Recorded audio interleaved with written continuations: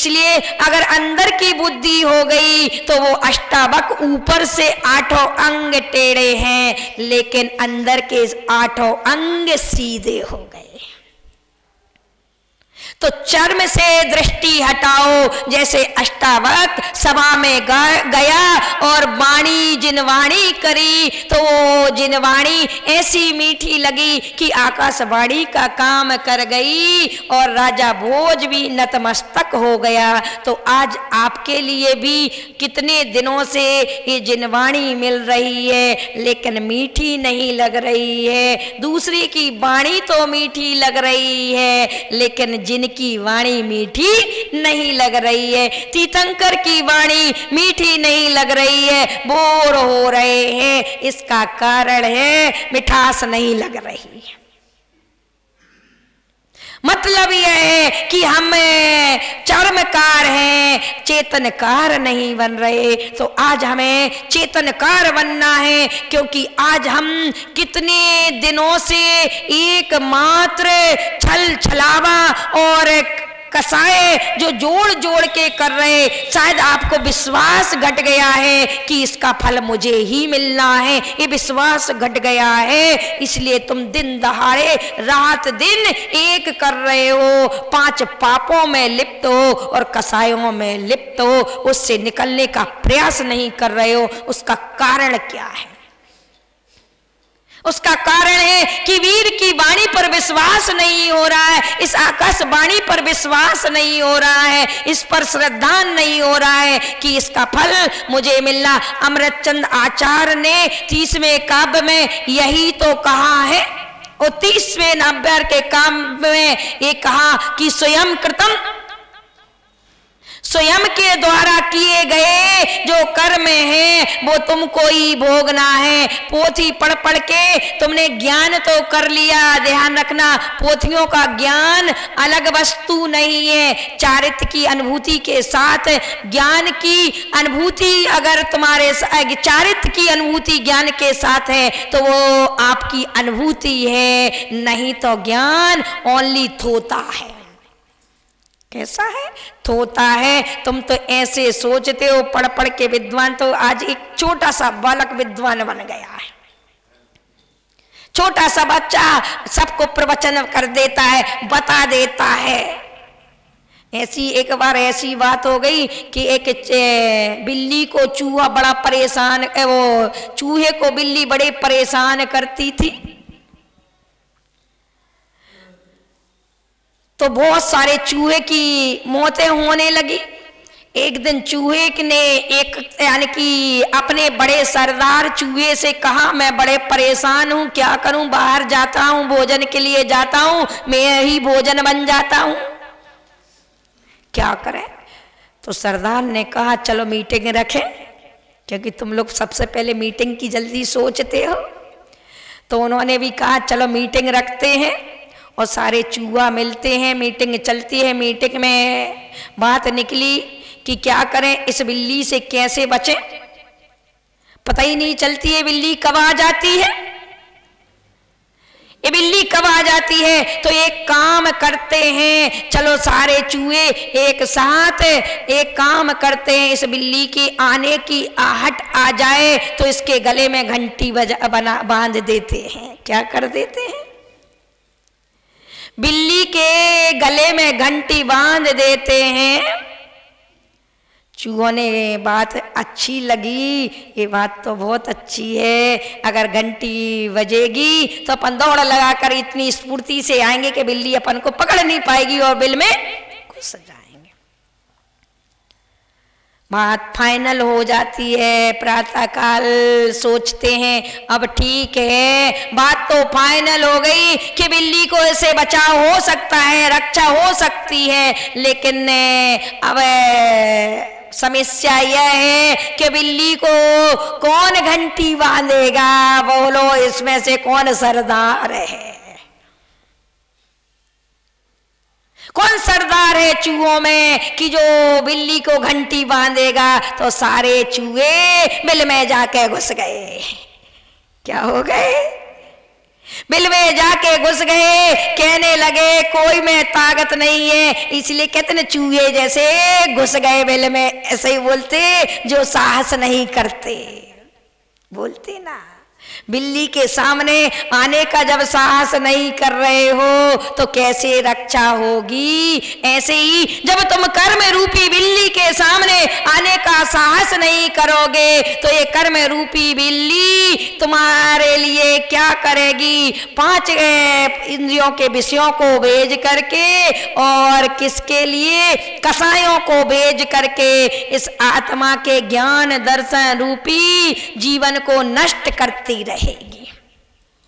इस आत्मा को नष्ट करती रहेगी, कहीं भी कहीं 4 गति 84 लाख योनियों में ढूंढते रहेगा और तुम्हें वहां घुमाती रहेगी। इसलिए हे चूहाओ, एक बार ज्ञान तो करो, मीटिंग भी कर ली लेकिन फॉलो भी करो।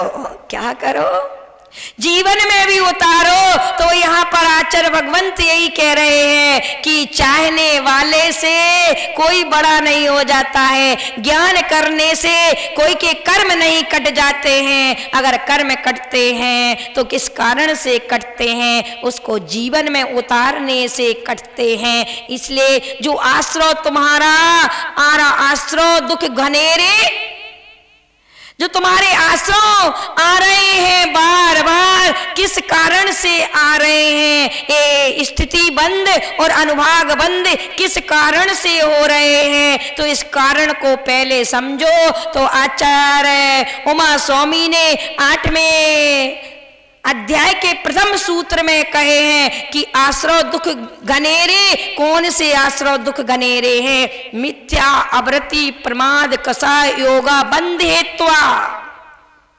ये 5 हैं दुश्मन, मिथ्यात, अवृत्ति, प्रमाद, कसाय और योग। ये 57 होते हैं टोटल मिलाकर के, और ये 57 टोटल मिलाकर आश्रय होते हैं। जैसे 5 करोड़ 5 लाख 555, 5 अंक लो, 5 करोड़ 5 लाख 555।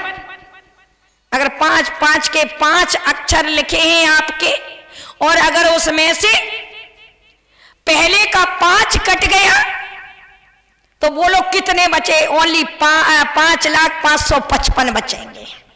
बचेंगे क्या नहीं, कितने बचे? अगर पहला मिथ्यात निकल गया, अगर तुमने पहला तन उपजत अपनी उपज जान, ये बहिरात्मा बन गया, अंतरात्मा, तो मैं क्या बोला कि मिट गयो तिमिर मिथ्यात मेरो उदय रवि आत्म भयो। और यही बात भूधर दास जी ने भी कही कि दुर्बुद्धि चकबी बिलस बिचड़ी निविड मिथ्यातम हरो। जो दुर्बुद्धि है, जो चकबी है, छलने वाली है, अध्यात्म में माया को क्या कहा गया है, नर्तकी, नाचने वाली। क्या कहा गया, नाचने वाली, छलावे। अब इस माया ने दुनिया के प्रत्येक जीवों के लिए, चाहे वह नरक गति का हो, चाहे वह निगोद गति का हो, और चाहे वह त्रियंच गति का हो, और चाहे वह देव गति का हो, चाहे वह मनुष्य गति का हो, इस माया ने प्रत्येक आत्मा के लिए, प्रत्येक जीवों के लिए नचा दिया है 4 गति 84 लाख योनियों में। चाहे वो ग्रस्त हो तो उसे काम वासना से नचाया है, और चाहे वो संत हो तो उसे ख्याति पूजा नाम से नचाया है, लेकिन नचाया है। दुनिया में कोई नहीं बच रहा कि जो इस माया के चंगुल में ना फंस रहा हो। एक रग रग में माया भरी है तुम्हारे। ऐसे बहरूपिया बन गए, ऐसे बहरूपिया कि मैंने एक दिन तुमसे कहा था, भले ये चुटकुला है लेकिन उसका सार समझो, कि आलू की शादी पत्ता गोभी से हुई थी, और पत्ता गोभी से हुई तो आलू के मित्रों ने कहा कि मित्र कैसा है दुल्हन का मुखड़ा, कैसा है वधू का मुखड़ा। तो आलू क्या कहता है, या मित्र तू तो कहता मुखड़ा कैसे, रात भर हो गई 6 घूंघटा उठालते उठालते, लेकिन मुखड़ा तो निकला ही नहीं। ऐसे ही आज तुम्हारे भी इतने मुखड़े बन गए, इतने मुखड़े बन गए, वो इतने छिलके लग गए, इतने छिलके लग गए कि ओरिजिनल स्वरूप भूल गए, रूप में इतने लपट गए, शरीर में विषयों में इतने लपट गए, इतने लपट गए कि आपने ओरिजिनल मुखड़े को क्या कर दिया, बंद कर दिया। तुम भूल गए कि मैं आत्मा हूं। इतने एक एक प्रदेश पर इतने कर्म परमाणु बैठा लिए कि आपकी आत्मा दबती जा रही, दबती जा रही, दीर्घ संसारी बन गए। अरे एक बार समझ के देखो कि मैं कौन हूं। तू स्वरूप को निहार एक बार, तू आत्मा है, तू शरीर नहीं है। एक बार देख तो इस माया ने तुझे कैसा नर्तन दिखाया, कैसे तुम्हें नचाया। 4 गति 84 लाख योनियों में नचाते नचाते आई। बस इस माया से कैसे छूट सकते हैं। तो माया का की इस नर्तकी का उल्टा कर दो तो क्या बन जाएगा, कीर्तन बन जाएगा। नर्तकी का उल्टा शब्द करके देखो तो क्या हो जाएगा, कीर्तन बन जाएगा। अगर इसके चंगुल से छूटना है तो इसको क्या कर दो, इसकी दिशा को बदल दो, उल्टा कर दो तो वह कीर्तन में आ जाएगी। और कीर्तन कर दोगे तो एक मेढक ने कीर्तन करा, भगवान महावीर के पास भी नहीं पहुंचा, कीर्तन के भावों से गया और देव बन गया। और हम इतने दिन से कीर्तन कर रहे हैं, फिर भी क्या बने, नर्तकी ही बन रहे, नाटक कर रहे हैं, नच रहे हैं, यहां से वहां, वहां से वहां नच रहे। तो इस माया के चंगुल से कौन बच सकता है, जो अपनी दिशा को क्या कर दे, बदल दे, उल्टा कर दे।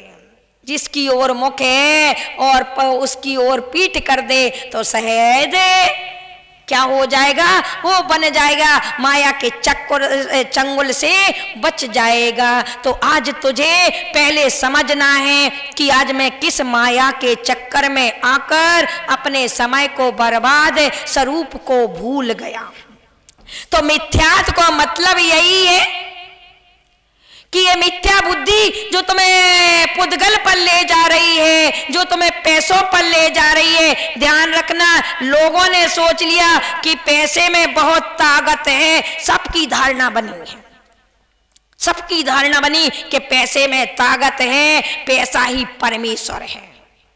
इसलिए बोलो, पैसे के लिए आज अगर तुम्हारे पास कोई दुकान आ जाए, कोई ऐसा व्यापार आ जाए और व्यापार में अगर आपके पास खरीदार खड़ा है तो क्या तुम भोजन के लिए या मंदिर के लिए आओगे, क्या पहले खरीदार के लिए पैसा वो सामान दोगे? बोलो, पहले सामान दोगे।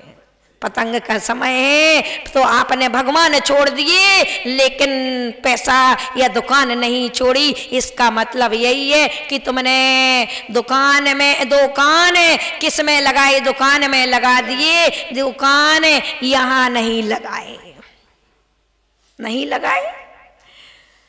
तुमने परमेश्वर पैसा को ही मान लिया, भूल गए कि पैसा कहां से आया।